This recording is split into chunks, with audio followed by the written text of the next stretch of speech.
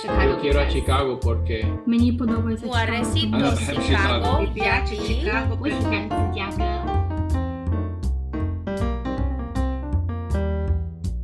The city of Chicago is a concrete jungle full of people from different backgrounds, people of different religions, ethnicities, beliefs, and lifestyles. But all of those people, no matter their differences, all have one similarity. They're all Chicagoans. In today's day and age, it is important to remember that being different is something that should be celebrated, not discriminated against. Every day, we all walk by ordinary people that we may judge or look over simply based on a first glance. Those same people all have extraordinary stories which make them who they are. In this web docuseries, we'll be looking at some of those faces from the crowd. For our second outing into the city of Chicago, we remain northwest of the Loop in Wicker Park, one of Chicago's more creative and lively neighborhoods. Venturing not too far from JoJo's Closet, in the Flatiron Arts Building, we make our way to Brainstorm Comics, where we will get to know the manager and owner, Sean Akins.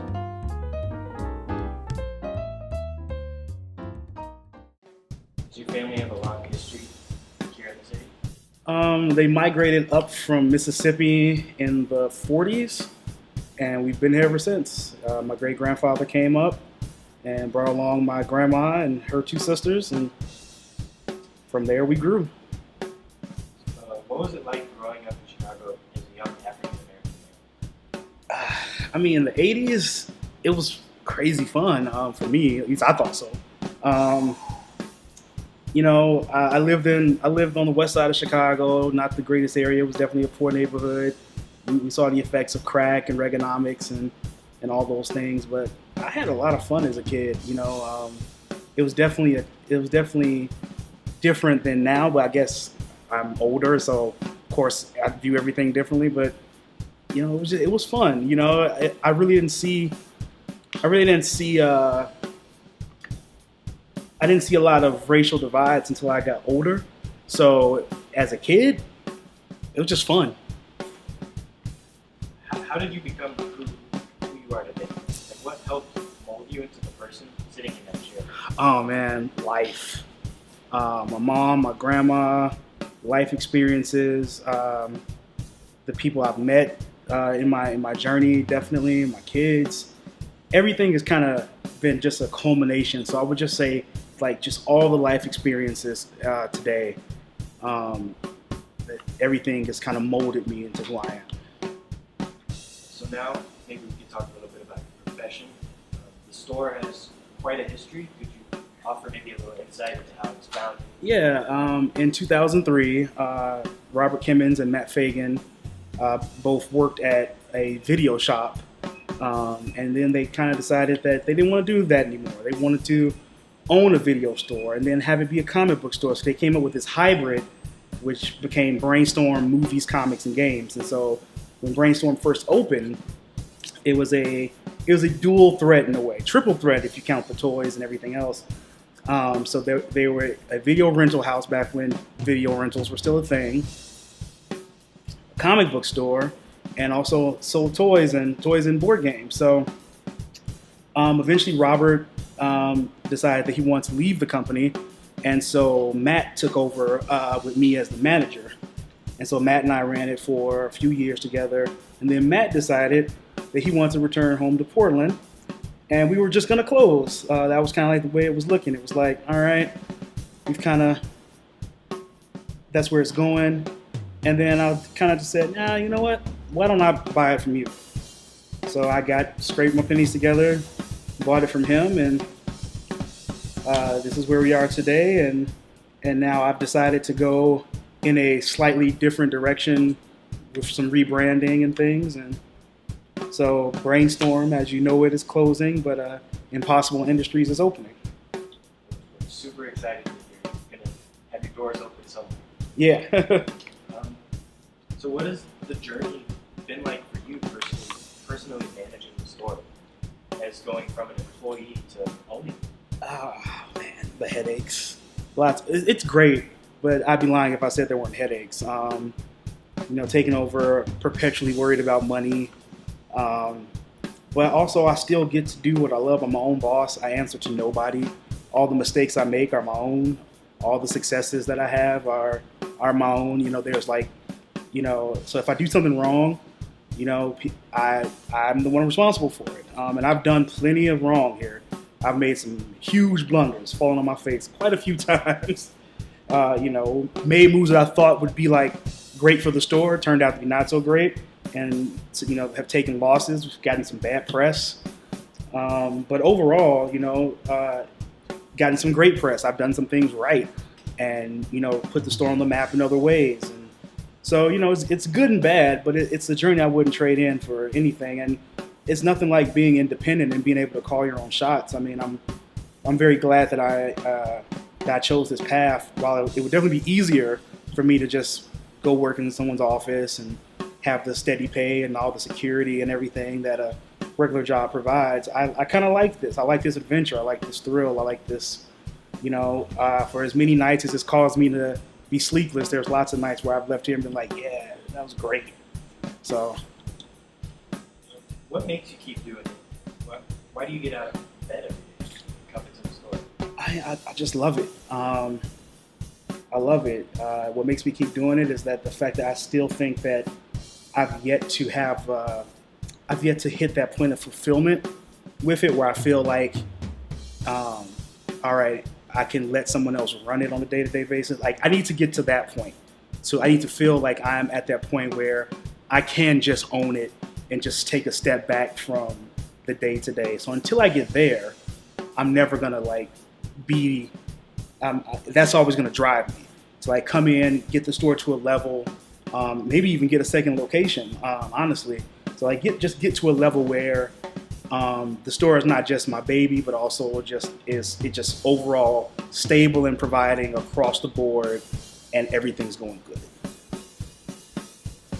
So what was it that got you into comic books at first? Believe it or not, getting put on punishment.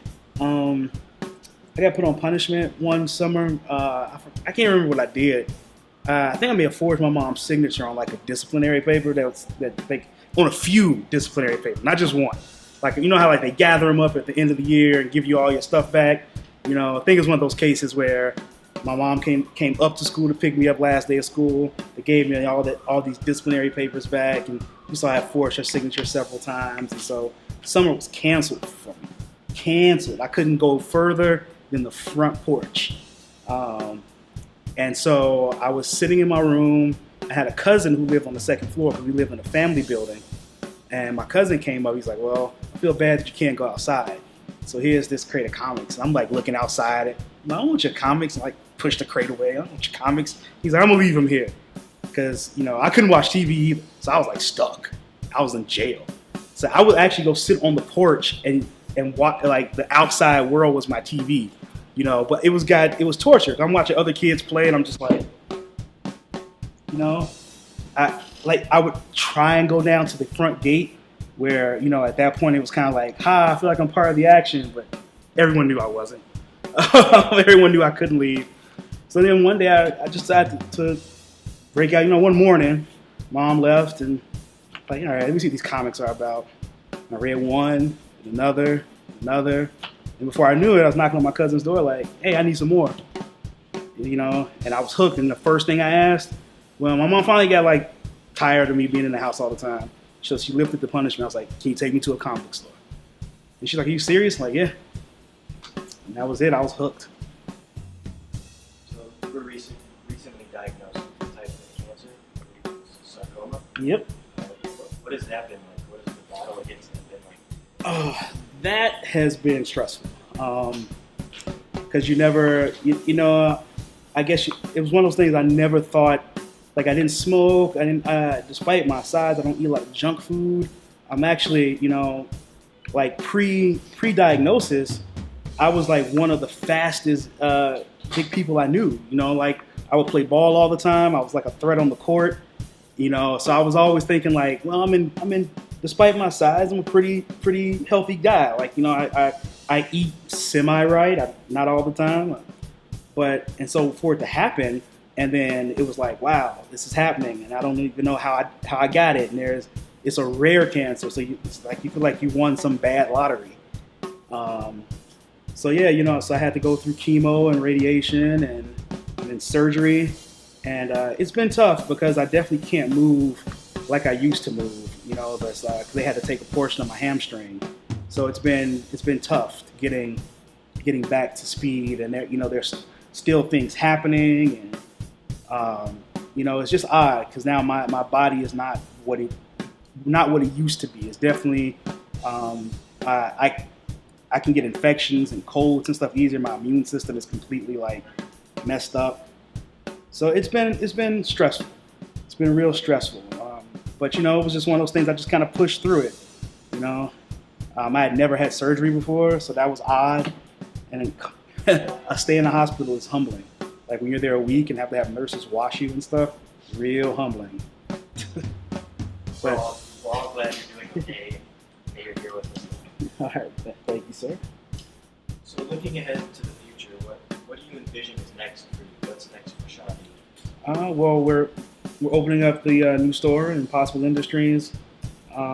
Just really hope it does well over the next couple of years, so I can relinquish some control, like maybe bring in a manager and have them run it, so I can start taking a little more time off to do, you know, spend with the kids and go on a vacation.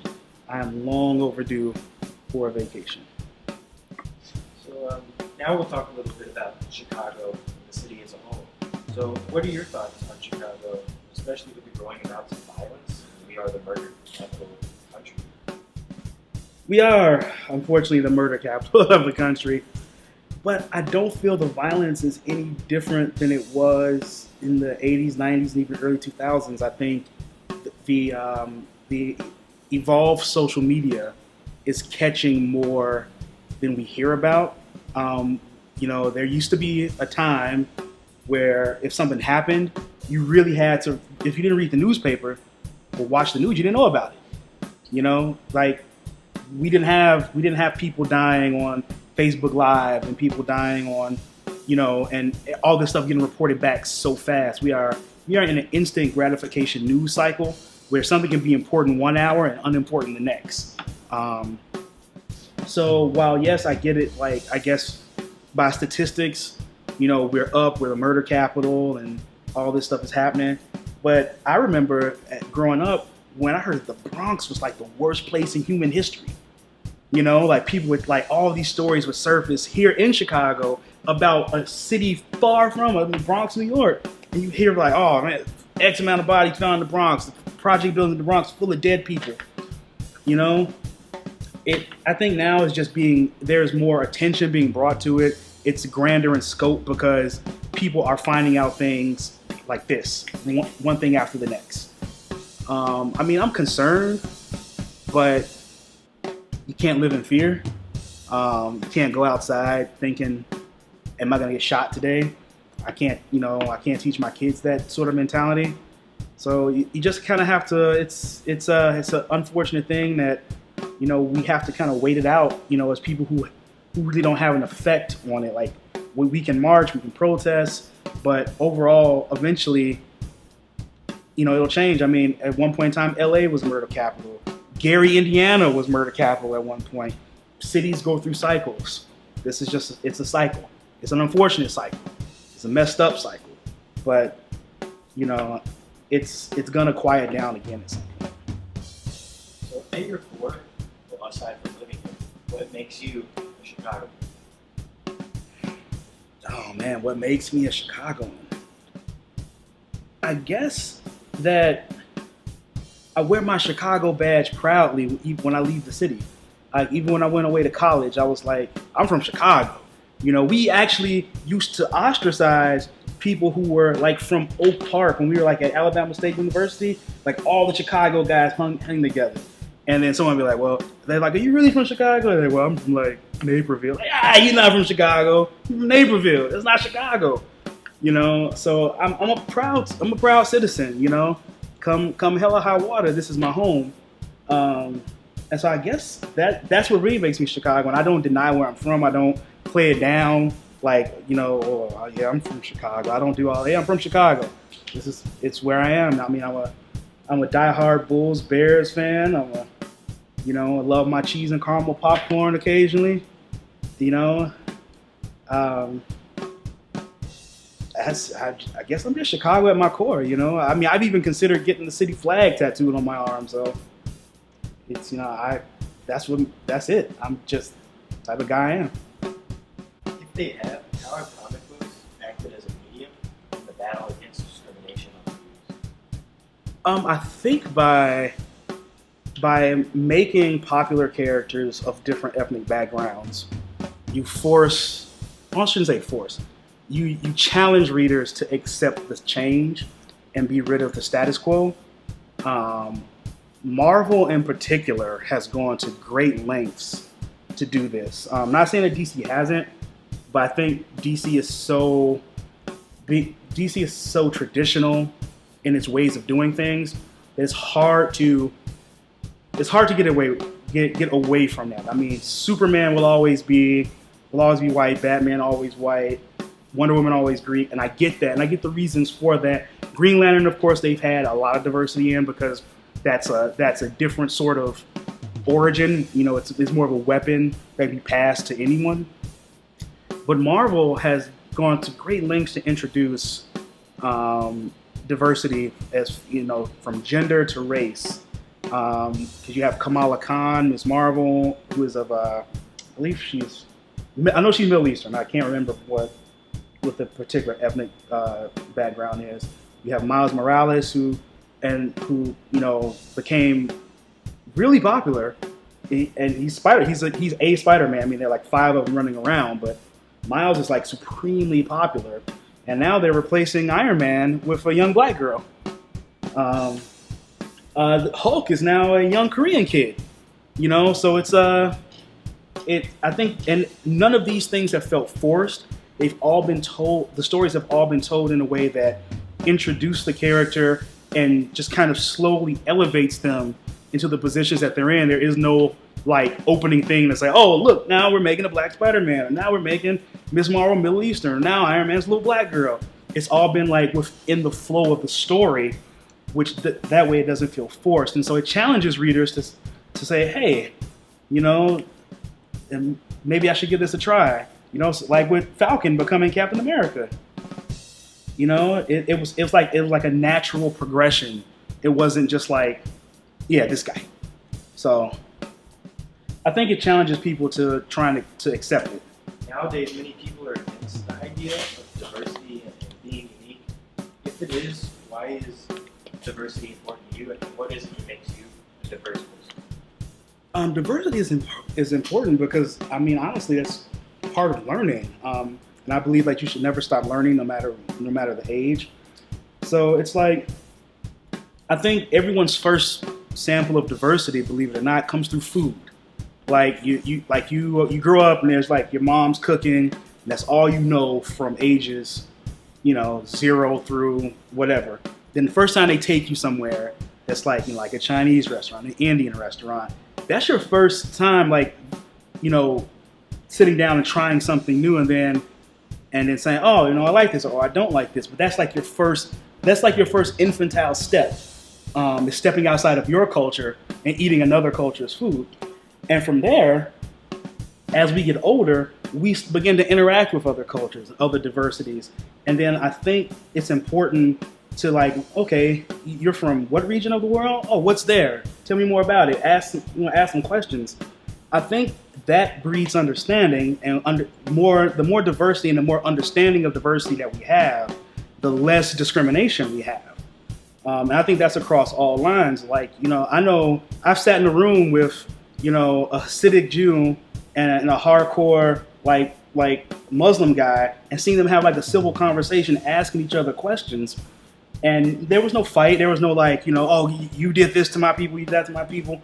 It was like it was understanding. They were trying to come to an understanding of what made each background tick, and also what made my background tick. And I think that's what, you know, those are the type of things that need to happen. And I'm not saying like go sit in the mosque and ask a bunch of questions, but like be open to the experience. Be open to, you know, like if you come across someone and they seem like a cool person and they're from a different ethnic background and or whatever, different even sexual identity, you know, don't be so quick to say, oh man, you're gay, or oh, you're a trans person. They could be a cool person no matter what they are, you know? And so, and I just think it's important. Diversity is important because it breeds understanding. And I mean, the reason I think I'm a diverse person is because I really don't care what your background is. Like, I've judged people on an individual basis. I don't lump any groups together. I don't say, oh no, all those guys are this. Oh no, all those guys are that. I used to, because I grew up in a predominantly black community. So I was like, oh man, those white people, oh my God, they do all this stuff. Then I found out, like, oh, not every white person does that. You know, oh, not every black person does this. I have to learn about my own people. And I just think that I'm always open-minded. You know, I don't really care where you're from or what you do, as long as like you're a cool person, cool with me. So there are many stereotypical social and ethnic groups that people are categorized in today's day and age. But how would you describe yourself as a person, and what social groups or group do you fall in? I guess if I had to lump myself in a social group, I'm somewhere between. I'm definitely in the nerd aspect of it, but I also come dangerously close to the jock aspect because I played basketball in high school. I tried to play college football, and the entire time I still read comics and played video games. So I guess if there's a social grouping of like nerdy jocks, that's where I would fall. Like if that such a thing existed. I love sports. I absolutely love sports. Like I was here and the Kevin Durant to the Warriors thing happened, and I turned the TV up. And, I'm like, I stopped having a comic book conversation. Like, shush, I have to learn about Kevin Durant. So, I guess that's where I will fall.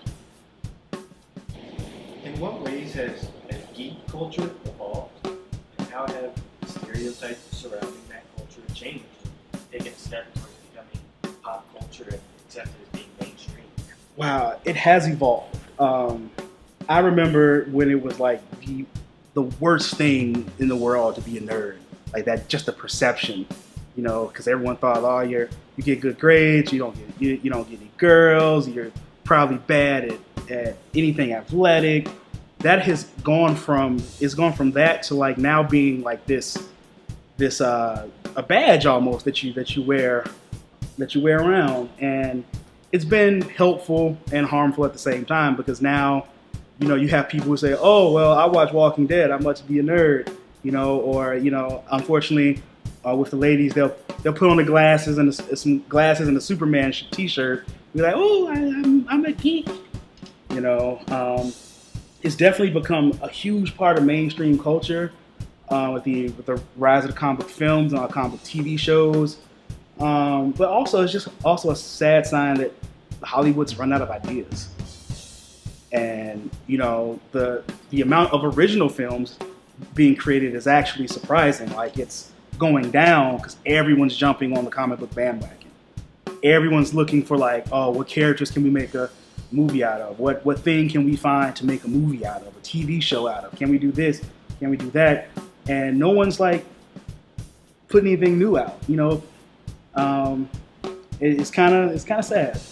So it's like it's a catch-22. It's been helpful and hurtful, because now like these things are like so big that you get more casual people coming in and purchasing things, and more casual people talking about it and tweeting about it and watching it.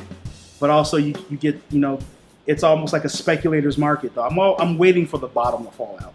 I'm waiting for it to be all of a sudden like we're so oversaturated that people are tired of it, and then it just goes back to being just like the diehard fans. Being the owner of a comic book store, which comic book character would you most enjoy seeing reinvented for either film or television?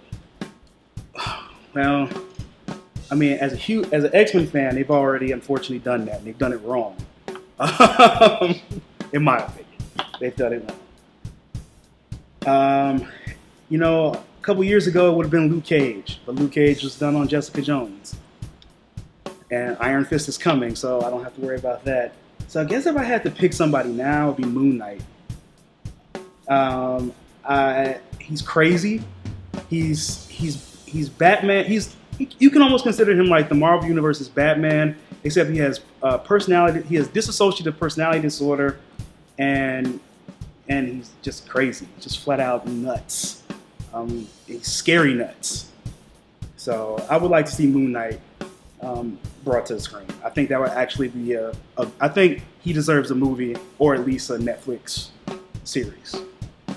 So to finish off here, how would you end the sentence? It starts with the phrase, I like Chicago. I like Chicago because it's beautifully ugly. It's the best and worst of it. It's of everything. It's a big city that acts like a small town. Because it always seems like no matter where you go, you can always find some sort of reference point here in this city, or bump into somebody you know. The city's huge. You can go to the north side, south side, even some of the burbs, and it just end up saying, "Hey, I know that person." So we're a big city that acts like a small town. We have a lot of beauty, a lot of ugly, but that's why I like it. It's beautifully ugly. With Brainstorm Comics now closed, Sean went on to opening up a new comic book store just a few blocks away on North Avenue, Impossible Industries. However, after only a few months, Impossible Industries had to close their doors as well. Join us in wishing Sean all the best on his future endeavors, and check out Impossible Industries' Facebook page where they still take online orders for delivery. Chicago is a city with untold cultures and subcultures scattered throughout. Learning about those cultures and the people who make them can offer a new perspective on the world, allowing people to connect and bond over similar experiences, the good and the bad. Now more than ever, it is important for everyone to spread love instead of hate, so don't be shy, don't be timid, and don't be scared. Get out there, learn Chicago's history, and explore a city that is genuinely one of a kind. Get to know its people, and remember to embrace the different.